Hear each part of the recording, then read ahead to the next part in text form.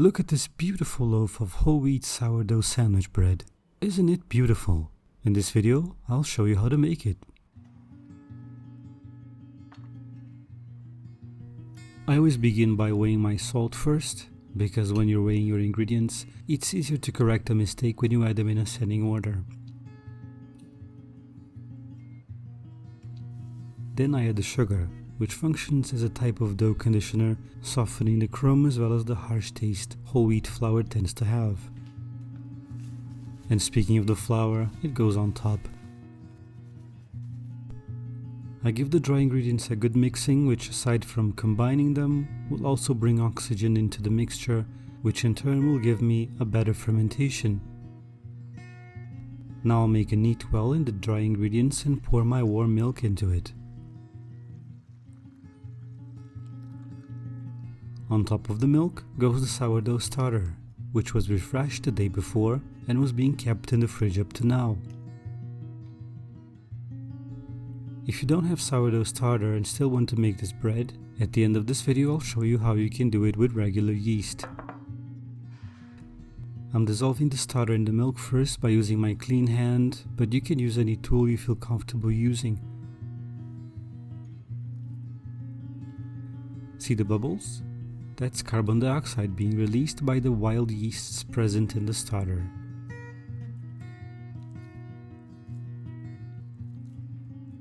This initial mixing is simply to get all the flour hydrated before we can actually start to knead it. You can do an autolyse on this dough with the flour and the milk, and then you would add the salt and the sugar, mix them very well, and after that the starter.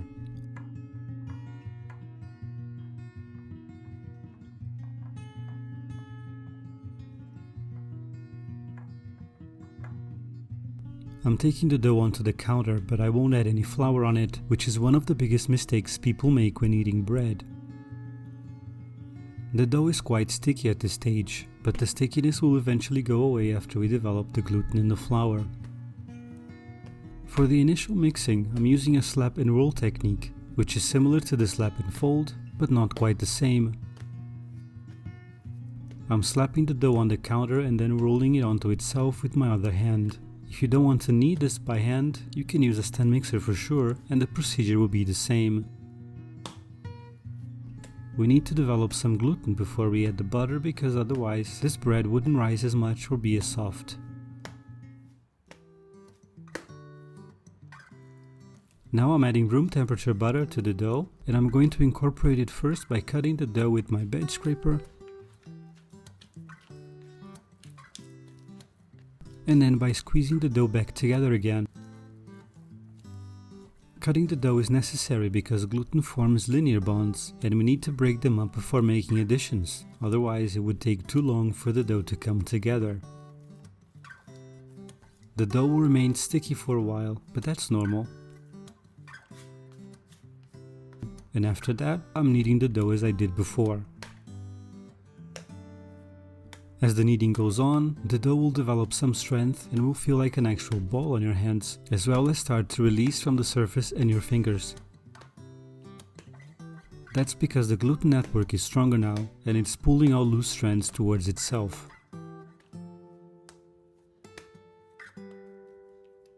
When the dough sort of releases from my fingers, I move to the traditional slap and fold method of kneading. This will give it some more strength, increasing the surface tension. And finally, I shape it a little with the bench scraper. I went a little overboard and it started to rip the outer skin of the dough ball, but that's fine. The dough is now ready for its first fermentation.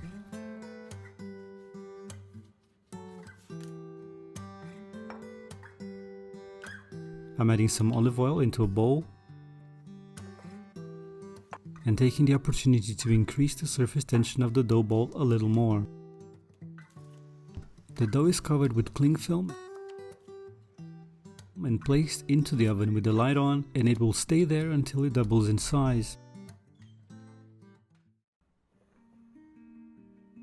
As that's happening, I'm going to show you how I feed my starter.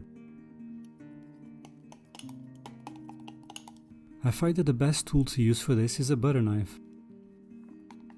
When I refresh the starter, I don't measure anything, I just pour water and flour until I get a consistency I like.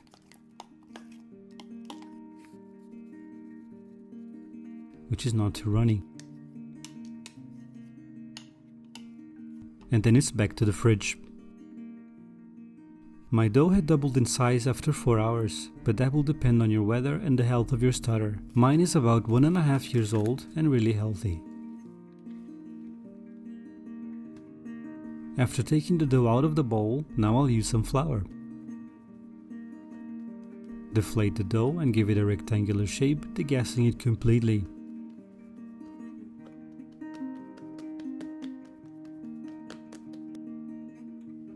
I'm doing an initial shaping that simply involves rolling the dough like a carpet quite tightly.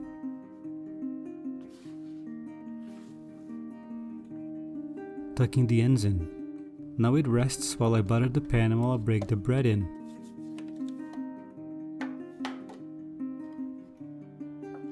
Then I do a final shaping by tucking the ends a little more and also the sides.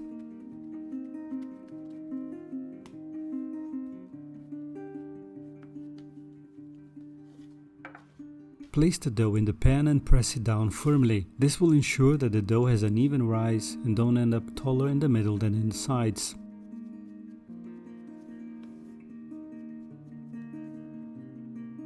I'm placing the lid on this bread pan just because it has one. If you're using a regular pan, just cover it again with cling film or a damp towel. And now it goes back to the oven for the final proofing. As it's proofing, I'm going to show you why whole wheat flour is so challenging to work with.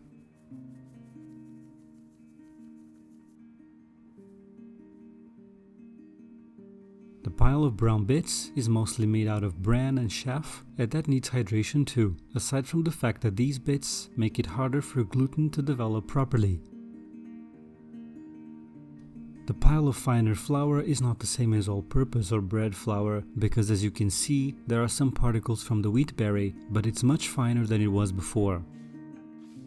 Now I'm gonna mix the two together and put it in the flour bag again for later use. Let's check if the bread is ready. It's been 1.5 hours for me, so I'll take the pan out and start to heat up the oven for about 30 minutes. But remember that your times may and probably will vary, so you need to check on it. The bread is almost at the top of the mold. Let's poke it. It's ripe to bake. Let's bake this bread at 180 degrees Celsius or 350 degrees Fahrenheit until it's done. This is how it looked after 10 minutes in the oven. After about 45 minutes, my bread was done.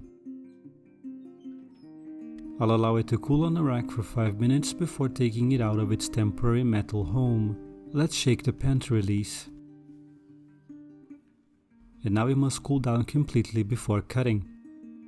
If you're using dry yeast, simply do this. Add the salt, sugar, flour, and instant dry yeast. Mix it all up.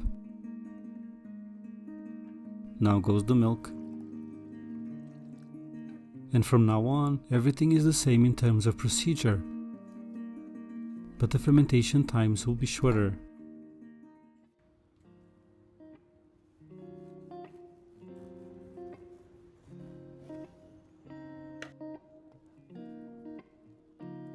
This bread is very soft with a tight crumb, perfect for sandwiches.